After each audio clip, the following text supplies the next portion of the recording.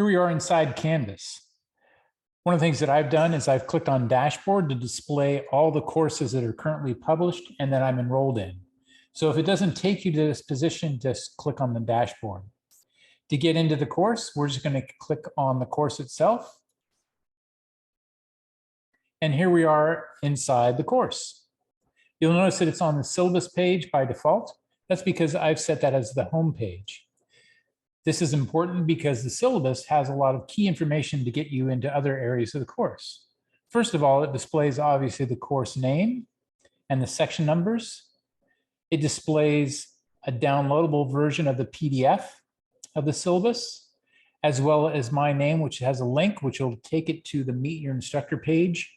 The Meet Your Instructor page is important because it's got all my contact information, as well as the Zoom link for the office hours, which is different than the Zoom lab sessions that you participate in. It's got the course descriptions, the duration, holidays this semester, student learning outcome expectations, and some Jump To sections for the syllabus. So these are all Canvas pages that'll take you to parts of the syllabus. These are all part of the PDF that you can just download and keep on your computer or even print out if that's helpful. Below this, we've got the course summary, which is generated by Canvas. This lists all the graded activities during the course.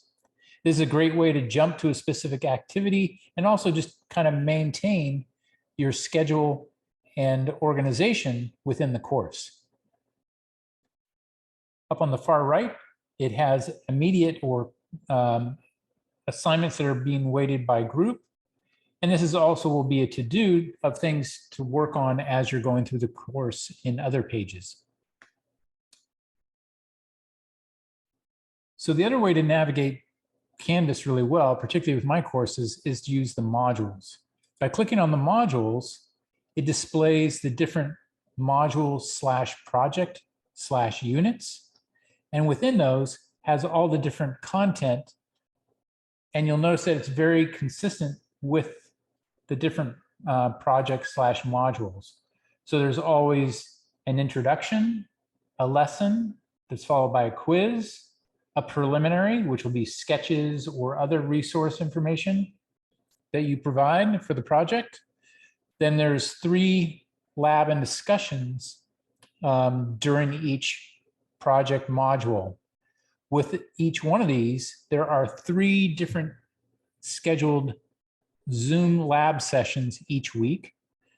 And if you're unable to attend any of those that week or at all during the course, you can also get participation credit by posting in the discussion. The discussion post can be either a question or an answer to another student's question, or even a recommended resource for the topics for that week. There's also a link of the demonstration videos that I've created for the projects, including how to use the tools and specifically how to use the tools for the assignment or the project in question. Followed by that is the final part of the project. This is where you'll be turning in the final project within each module. And the final project will have certain guidelines and is then has the requirement of doing peer reviews on other students' projects. So this page has all the information for the peer reviews that you'll be posting comments for in the final section. And there's a summary for all the content and what you've learned and what you've applied during this project.